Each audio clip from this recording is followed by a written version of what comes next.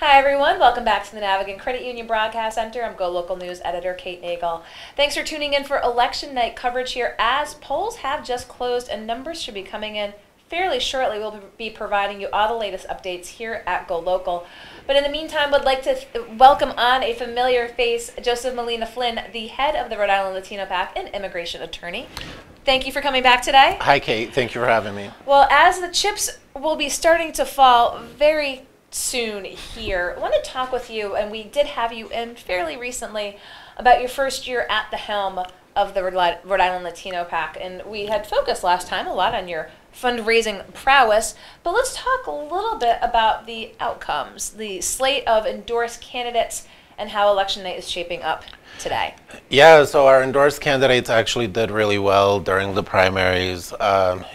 Obviously at the top of the ticket, it was really contested whether we were going to endorse Matt Brown or the governor, and then whether we were going to endorse Aaron Regenberg or Lieutenant Governor Dan McKee, and we endorsed both of the incumbents, and they both ended up victorious.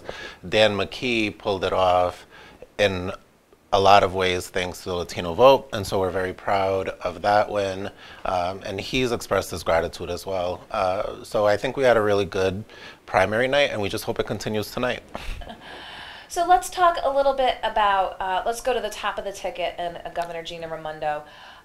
You talked about looking very strongly at Matt Brown. Obviously he presented a strong progressive challenge to the governor. Considering his candidacy, what were some of the issues that you really were deciding factors?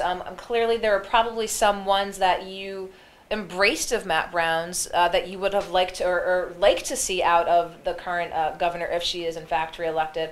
Where would you like to move the needle, even though you in fact endorsed the governor in her race on the ticket? Where are the issues that you'd like to see her move? One of the things that I think was certainly part of being a deciding factor is that the Latinx community is very diverse, and not everybody identifies as progressive, and so necessarily it doesn't mean that the Latino PAC is going to endorse progressive candidates. We really care about a platform that is going to affect the lives of Rhode Island Latinos, and that doesn't necessarily always mean progressive. And so when we analyzed the candidates side by side, it really seemed that Governor Raimondo had done a lot of work over the past 4 years to improve the lives of the Latino community. She really understands what is needed of the next 4 years in order to keep that needle moving forward. And Matt, he had some great ideas, but as you know, when you're running, it's really easy to say that you're going to implement certain things which other people may or may not know cannot be implemented. So his campaign was really good with the ideas, but hers we've seen results from, and we're hopeful that in the next 4 years we'll continue to have her ear and be able to get some really good outcomes from her. Let's talk a little bit about the lieutenant governor's position. Again, you endorsed Dan McKee. What are the positions of that office per se that you looked at as it pertains to the Latinx community? Specifically, Lieutenant Governor McKee has stated over and over that he has focused on improving the lives of small business owners. And he understands it because he came from a background where he started a small business with his dad and his brother. And so he really knows the regulatory red tape that small business owners sometimes have to deal with and what they need to do in order to make their businesses thrive. And so his focus on that segment of the community was something that really drew us in, because that's really important to the Latinx community here in Rhode Island. If you drive up and down the South Side, Central Falls, Pawtucket, you see Latinx store after Latinx store, restaurants, and other services that are being offered to the community in their language. And a lot of that is thanks to Lieutenant Governor Dan McKee. Also, his office, being a small office, is diverse for the number of staff that they have. You know, one of his top aides is Rosa de Castillo. Hi, Rosa. I'm sure she's watching. And she is a Latinx woman. And so he really gets it. And we're really happy that he made it through the primary. And obviously, we're hopeful that he'll make it through tonight, but I don't think that's even a contested race. Let's talk a little bit about a hotly contested race and one in which the Rhode Island Latino PAC weighed in on recently. This pertains to Speaker of the House Nicholas Mattiello in House District 15 in Cranston. The Rhode Island Latino PAC joined other organizations just the other week calling for his defeat. We did. You know, it's really unfortunate that somebody in that position would use their pulpit to come out against the Latinx community specifically. And we feel that he really did that when he sent the mailer out saying that he was responsible for single-handedly defeating licenses for illegal aliens. Even the use of the term illegal aliens bothers us. And so, you know, we prefer undocumented immigrants. We've all heard the campaign, no human being is illegal. As an immigration attorney and a previously undocumented person, I take personal offense to that.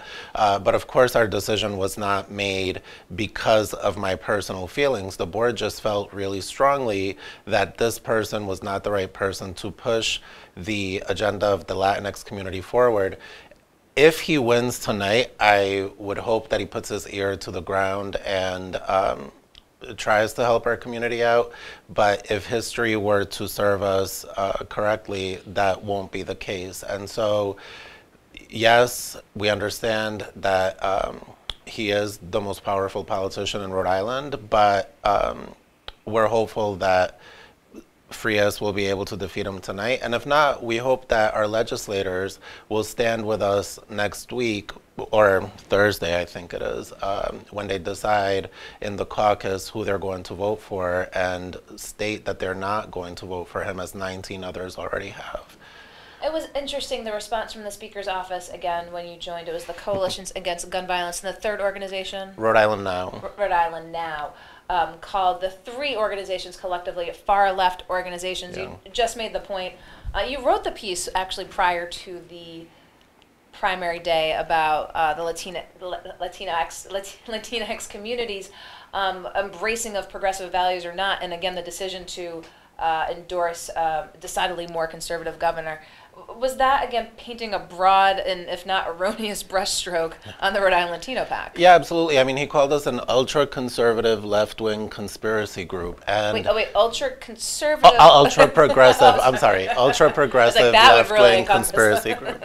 And yeah, and I don't think he got it right at all. You know, the Rhode Island Latino PAC has been around for 20 years. In the 20-year history, we've endorsed Republicans, Independents, and Democrats. This year, for the governor's race, we interviewed Patricia Morgan. We talked about that during the primary. Alan Fung chose not to participate in our endorsement process.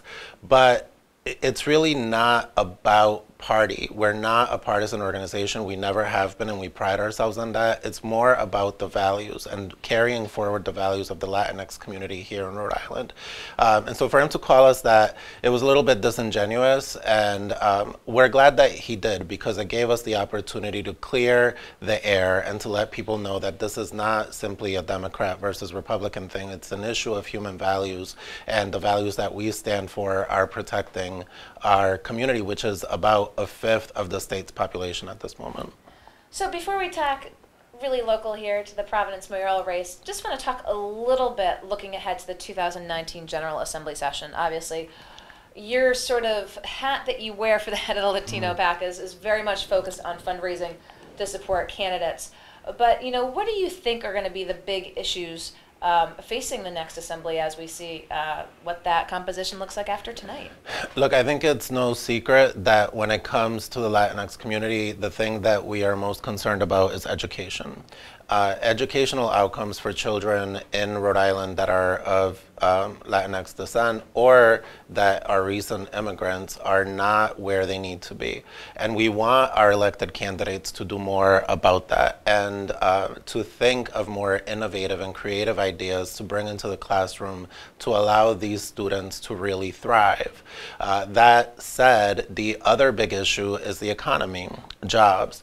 Our community cares about jobs just like everybody else does. And while the governor and the current administration has done a really great job of bringing jobs to Rhode Island, we think there's some work to be done there, and we're hopeful that in the next 4 years there will be a lot more accomplished in that field and that we can put the whole community back to work. So those two big issues, economy and job and education. Let me just, if I can dive a little deeper into the issue of the jobs. Where do you see the state playing a role in being able to help promote jobs within the Latinx community? So I think diversifying the types of jobs we're bringing into the community is important. I certainly agree with Governor Raimondo that the level of development that we've seen in Providence is exceptional, and I think it's exceptional for the Providence community, but we need to think outside of Providence and think of all those people in Pawtucket and Central Falls and communities where they might not be able to get to Providence to come to work and how we're going to put them to work. And so I think diversifying the portfolio a little bit will be important, but I understand why Providence was the focus of the first 4 years. It's the biggest city in Rhode Island. It's the financial hub of everything that happens in the state, and if Providence fails, we all fail. So I understand why it was done the way that it was done, but now we need to move the needle in the other direction and think of people outside of Providence and more in urban communities like Pawtucket and Central Falls. And so let's get very central here to Providence, where there is a mayoral race between incumbent Mayor Jorge Elorza and challenger Diane Dee Whitman. Let's talk a little bit, speaking of the education issue, and you probably even know more of this than our reporting here, the issue that the city had faced recently with the federal government coming in and questioning their English language learner program, and they're raising questions about how Providence had implemented it. Talk with us a little bit about your knowledge of the area and where Providence fell short and what it needs to do. Yeah, so that's really unfortunate, and I actually don't know as much about the specific lawsuit as I probably should, because my hat as head of the Rhode Island Latino PAC is not to focus on city politics, and it's more to focus on the statewide issue, and it's an issue statewide. Rhode Island placed 50th out of 50 in terms of outcomes for Latinx students, and so I don't necessarily have an answer that I think you'll find appropriate for that question. So let's talk a little bit. You endorsed Mayor Jorge Elorza, facing a challenge from Diane Dee Whitman. Talk about your decision to endorse the current administration, where you have found the strengths and where you think there needs to be room for improvement. I think the governor has done a great job of building relationships with, the mayor has done a great job of building relationships with the governor and working together to bring Providence forward.